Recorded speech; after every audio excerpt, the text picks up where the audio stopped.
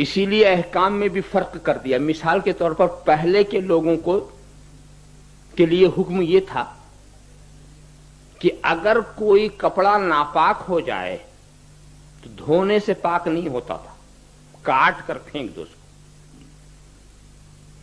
بدن ناپاک ہو تو کھرچ ڈالو، اور اگر کوئی گناہ کبیرہ کر لے تو توبہ یہ ہے کہ اس کی گردن کاٹ دو۔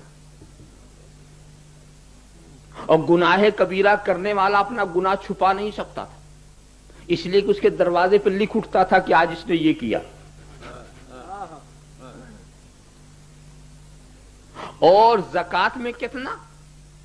چوتھائی مال نکال دو۔ مگر آخری امت کے لیے کیا سہولت ہے وہ میں دکھاتا ہوں۔ زکات میں چوتھائی کے بجائے 40واں،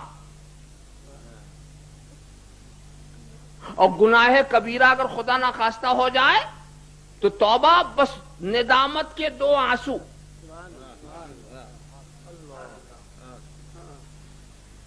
کپڑا ناپاک ہو جائے پانی سے دھل دو، اتنی آسانی۔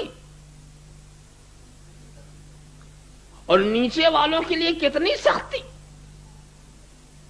بات یہ ہے دوستو، تم خود دیکھتے اسکولوں میں کچھ چھوٹے بچے پڑھنے جاتے ہیں کہ نہیں جاتے ہیں؟ چھوٹے چھوٹے بچے، اچھا، تو چھوٹے بچے اگر شرارت کرتے ہیں تو ان کو استاد مارتا،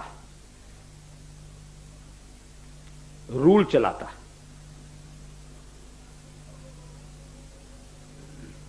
اور جب لڑکا بہت آگے بڑھ گیا، گریجویٹ ہو گیا، تو اب رول نہیں مارتا، اب اس کو کیا سزا دیتا ہے؟ اگر کبھی اس نے کوئی بے توجہی کی، کلاس سے باہر ہو جاؤ۔ کلاس سے باہر ہونے کا اس کو اتنا غم ہوتا ہے کہ آج ہم کو کلاس سے باہر کر دیا گیا۔ کیوں؟ اس لیے کہ اس کی سطح بڑی اونچی ہے سوچنے کی۔ مگر چھوٹے بچے کو اگر کہہ دو کلاس سے باہر ہو جاؤ،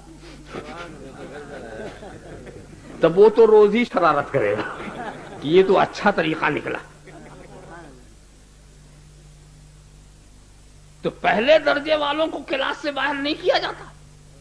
جب اونچے کلاس کے لوگ ہوتے ہیں ان سے کہا جاتا ہے جو کلاس کے باہر ہونے کا احساس کرے۔ اسی لیے تمہاری سزاؤں میں تخفیف اس لیے کی کہ تم اتنے معیاری درجے پر پہنچا دیے گئے ہو کہ ذرا بھی تمہاری تنبیہ کی جائے تو تمہیں اس کا احساس ہونا چاہیے۔ اور دوسری بات اور ہے کہ آخر والے کو ایک فائدہ یہ ہے کہ پہلے والے سے سبق لے۔ آخر والا پہلے والے سے سبق لیتا کہ پہلے والے نے برائی کی تو اسے کیا سزا ملی، تو اب وہ بات مجھ سے نہ ہو۔ تو آخر میں آنے سے اپنے کو بنانے کی بہت اچھی شکل نکلتی۔ وہ شاید آپ نے مولانا روم والا لطیفہ بھی سنا ہوگا کسی سے کہ ایک شیر، ایک بھیڑیا اور ایک لومڑی، یہ تینوں مل کے شکار کرتے ہیں۔ اور شکار میں کیا ملا؟ ایک گائے اور ایک گدھا اور ایک خرگوش، 3 چیز ملی۔ تو شیر نے کہا بھیڑیے سے تقسیم کر، تو اس نے کہا مہاراج اس میں تقسیم کرنے کی کیا بات ہے، گائے آپ کی ہے، گدھا میرے لیے اور یہ خرگوش لومڑی کے لیے۔ تو شیر کو غصہ آ کہ میرے سامنے تو حصے دار بنتا ہے۔ ایک پنجا مارا، وہ ختم۔ پھر لومڑی سے اس نے کہا اے لومڑی اب تو تقسیم کر۔ تو لومڑی کہتی ہے کہ مہاراج اس میں تقسیم کرنے کی بات کیا ہے، یہ جو خرگوش ہے یہ حضور کا بریک فاسٹ ہے،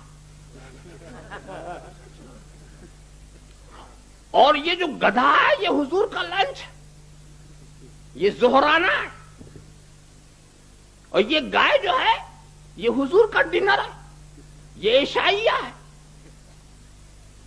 یہ بھی حضور کا، وہ بھی حضور کا، وہ بھی حضور کا۔ شیر بہت خوش، سب میرا ہی، بہت خوش۔ اور اس کے بعد پوچھا اے لومڑی یہ بتا تجھے یہ عقل کہاں سے آئی؟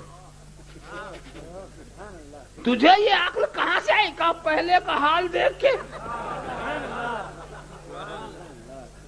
وہ حصے دار بنا تھا، نتیجہ دیکھ لیا۔ شیر کہتا ہے اچھا جا، جب تو نے سب میرے ہی کر دیا تو میں سب تجھے دے رہا، میں تو کوئی اور شکار کر لوں گا۔ آپ خیال کرتے چلے جائیں تو بعد والا پہلے والے کا ہاتھ دیکھ کر اپنے کو بنا سکتا ہے، تو تم سے پہلے قوم عاد، قوم سمود، قوم مدین، بنی اسرائیل، سب کے اوپر عذاب الہی کا ایک سلسلہ جاری رہا۔ جو باغی بندے رہے سب پر عذاب گرتا رہا۔ ساری برائیوں پر کیا کیا عذاب نازل ہوا خدا کا، وہ سب گرتا رہا۔ تمہیں سب کے آخر میں پیدا کیا گیا تاکہ تم دیکھ لو کہ اس گناہ والے پر کیا عذاب آ سکتا ہے، اس گناہ والے پر کیا عذاب آ سکتا ہے، دیکھ کر کے اپنی اصلاح کر سکو۔ تو تمہیں سب کے آخر میں بھیجا گیا۔